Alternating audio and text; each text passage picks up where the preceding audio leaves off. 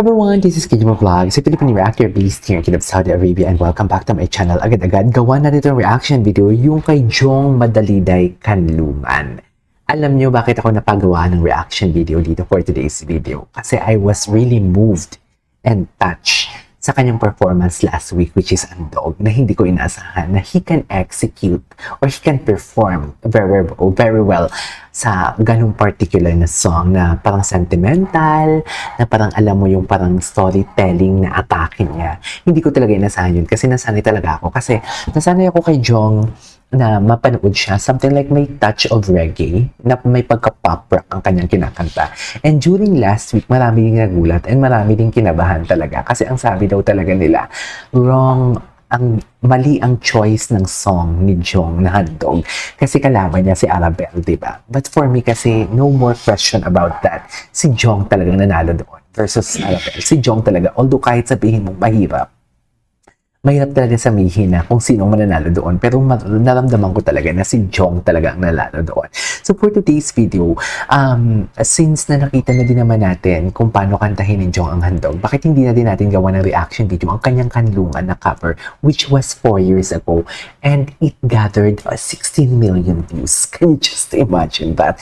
So maganda talaga itong kantang to. So I won't take any longer. I'm really excited to watch this. Of course, one of my favorite in the Clash, Jong Madaliday.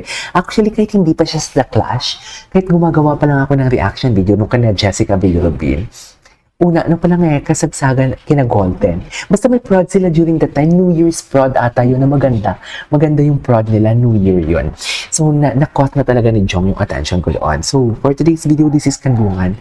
Let's check it out what Jong has to offer. So, without further ado, let's start this reaction video.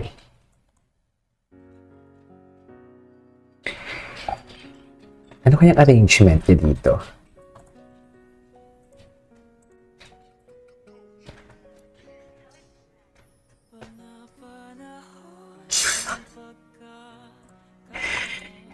He is full of surprises talaga, no? Kaya niya talagang mag-execute talaga ng mga soft tone. Though, ang texture ng boses niya is very husky, should I say. Huy, mahirap yun yung katulad kay Lyra.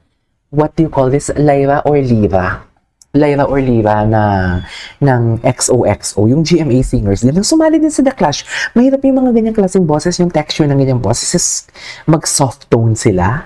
Kasi it's either parang namamalat tingnan, namamalat pakinggan, or hirap sila. Kasi I could see, Lyra is an alto, right? Anyways, ang ganda naman. Parang kiniliti ako dun. Okay. Go, Jong.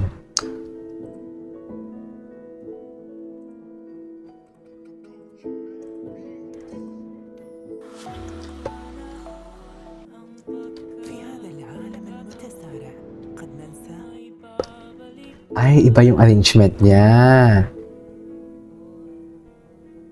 Iba yung arrangement niya.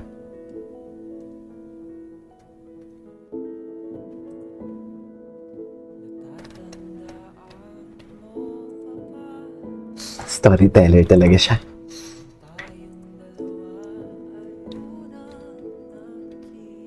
Ang ganda ng placement. Wow!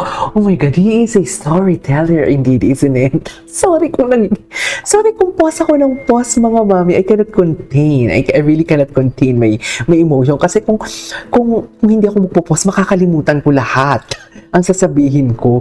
Storyteller talaga siya. Tsaka ang ganda ng arrangement niya. Anyways, perfecto na may tea.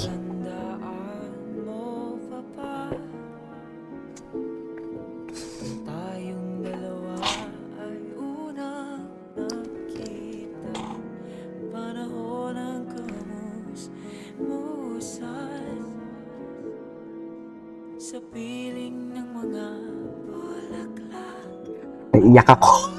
Sorry. doon tayong nagsimula. Wow. Mangarap at tumula.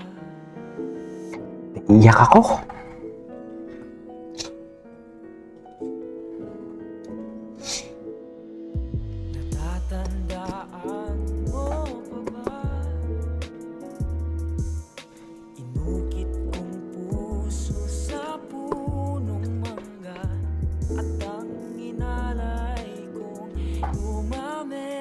Iyak talaga ako, sorry. Hawak kamay sa dalampasigan, malayong tulad ng mga ibon, Wow.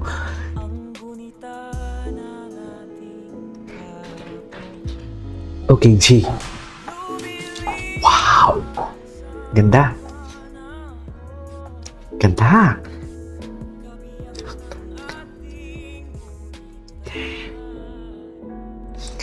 Hala, ang galing. Sorry.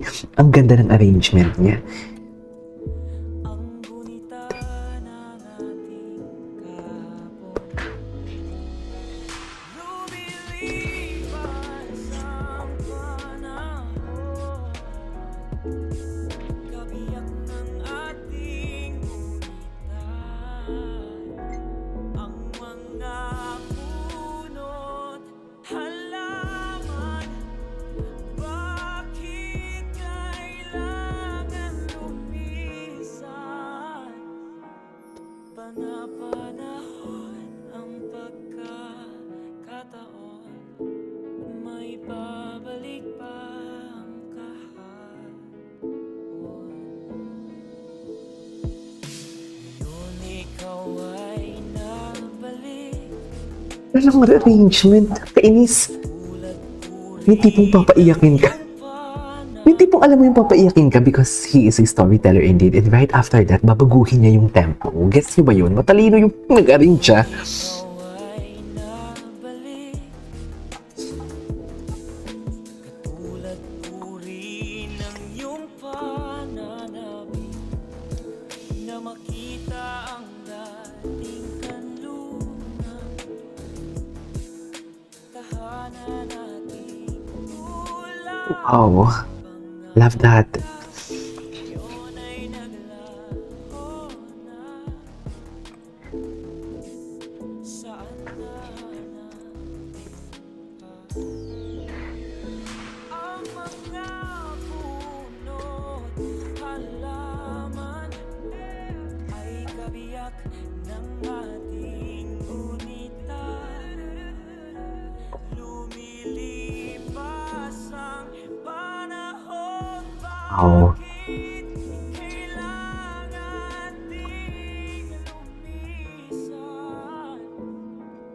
Panapanahon ang pagkakataon, may babalik pa ang kahapon. Wow. He ate and left no crumbs.